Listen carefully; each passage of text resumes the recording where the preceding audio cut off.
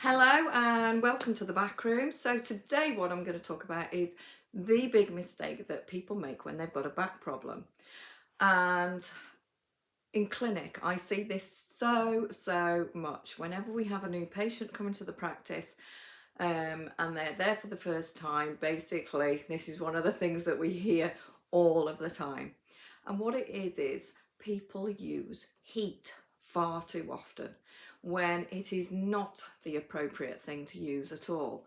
So one of your enemies when you have a bad back is inflammation.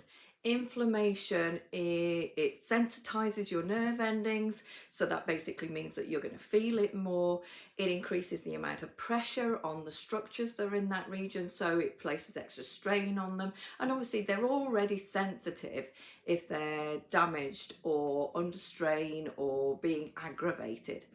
So what we want to do is minimize that as much as possible, and this is where ice therapy comes in. Now, before I go any further, what I want to say is, don't get me wrong, heat is good for some muscle problems. So muscles do like heat because that helps muscles relax. But you've got to remember that normally the muscles are responding to what's going on underneath. So that's a reaction, that's a response, that's an appropriate response actually. When the muscles kick in, what they're trying to do is basically, because I mean, you've got to remember that the body is really smart. So when those muscles are kicking in, they're thinking, you can't move it, you can't hurt it anymore. They have recruited and they have turned into like a corset on purpose. So what we've got to do is affect the deeper structures, the structures that are inflamed and angry and unhappy. And the only way that you can do that is to decrease the inflammation of those structures.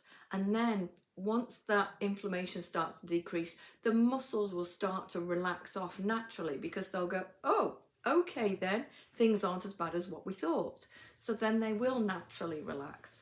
So what you're going to have to do is get one of these bad boys. So this is one of the ice packs from my clinic. So we've got a gel pack inside there. We have customized covers that we have made for our patients in the clinic. But you need some material around it so that you don't burn your skin.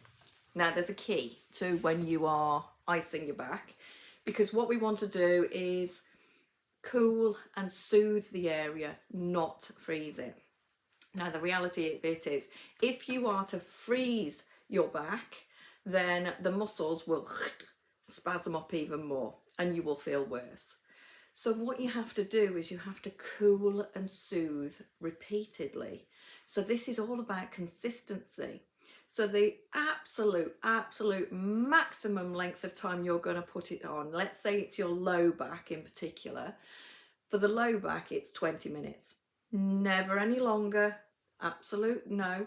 And what you're going to do is put it on for the 20 minutes in the hour, leave it on, take it off for the rest of the hour, and then you can put it back on again. And what I tend to recommend is that you use it at least 4 times a day, because what you've got to do is gradually keep bringing down the inflammation a little bit at a time. And also you've got to remember that you're also counteracting any aggravation from your activities that day as well. So you've got to get a certain number in to really start bringing it down steadily. So minimum 4 times a day, slowly, just keep bringing it down. Now, I'm not going to lie to you, the first 4 times that you do it, you're going to think, this is making no difference at all. Naffle, this is just not working. But it's after that that you start to feel the benefits, because like I say, you're bringing it down a little bit at a time, not like, let's ice it, ice doesn't work, it makes me feel worse, all that kind of thing. No, it's this steady progression. In some cases, if your inflammation is that bad, it could take you a few weeks to get the inflammation down. So persistence is the key.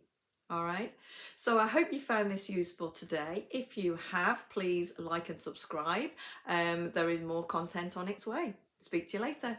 Bye.